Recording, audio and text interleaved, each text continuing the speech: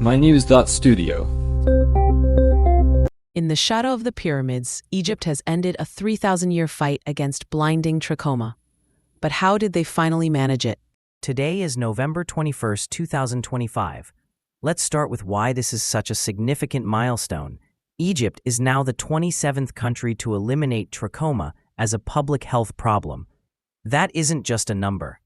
This disease was part of daily life in Egypt going back to the pharaohs. Why did it take so long to get here? Trachoma is caused by Chlamydia trachomatis, and it thrives where there's limited access to clean water and sanitation. For generations, many rural parts of Egypt faced exactly those issues. Even though the bacterium can be treated, reaching everyone was a real challenge because the infrastructure just wasn't in place. So what actually shifted things? Was it just about access to medicine, or was there something else at play? It was definitely more than just medicine. Egypt adopted the WHO-endorsed SAFE strategy. That stands for surgery for advanced cases, antibiotics for infection, facial cleanliness, and environmental improvement to reduce transmission. But the real breakthrough came in 2024, when they integrated surveillance into their national electronic disease reporting system. That way, they could spot outbreaks quickly. So surveillance was crucial, but how did they manage to involve every community, especially those in remote regions? They started by working directly with communities.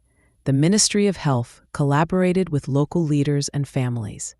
Initiatives like Haya Karima brought clean water and basic health care to rural areas. Health workers trained local residents, making sure interventions fit each community's context. That made a big difference in building trust and participation. And I assume international support played a role too. Yes, it did.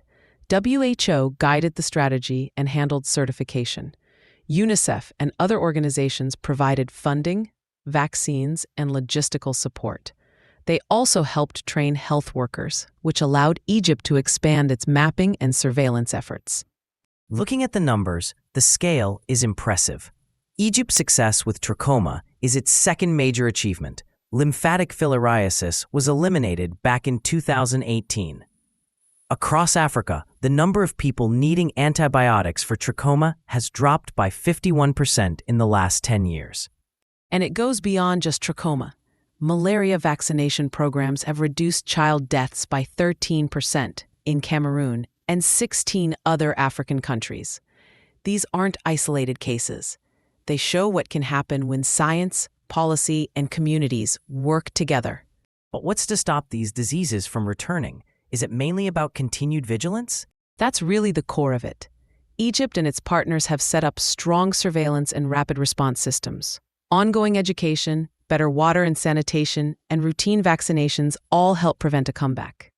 International groups like WHO also carry out regular monitoring and provide ongoing support.